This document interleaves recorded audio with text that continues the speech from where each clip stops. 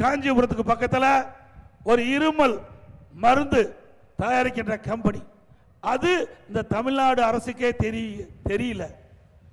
இன்றைக்கு மத்திய பிரதேசத்தில் அந்த குழந்தைகள் 20 குழந்தைகள் அந்த இருமல் மருந்தை சாப்பிட்டு அருந்தி இறந்து விட்டது. ஆனால் தமிழ்நாட்டில் இருக்கின்ற இந்த அரசுக்கு, சுகாதாரத்துறைக்கு இப்படிப்பட்ட மருந்து தயாரிக்கின்ற கம்பெனியே தெரியல.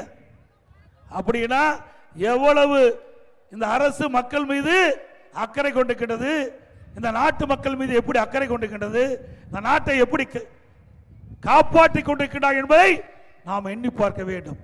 ஆக இன்றைக்கு மத்திய பிரதேசத்தில் அமைச்சர் சொல்லுகின்றார், இன்றைக்கு நம்முடைய தமிழ்நாடு அரசு சுகாதாரத்துறை அலட்சியத்தால் ஏற்பட்ட கொடுமையான நிகழ்வு என்று குற்றம் சாட்டியிருக்கின்றார். அங்கு இருக்கின்ற மத்திய பிரதேசத்தில் இருக்கின்ற காவல்துறை எங்கே காஞ்சிபுரத்திற்கு வந்து அந்த மருந்து கம்பெனியில் யார் இருக்கின்றார்களோ அவர்களை கைது செஞ்சு அழைத்து விட்டு சென்றார்கள். அதுக்கு பிறகுதான் தமிழ்நாடு அரசுக்கே தெரியுது. இப்படிப்பட்ட அவல ஆட்சி தொடர வேண்டுமா? தொடர வேண்டுங்களா?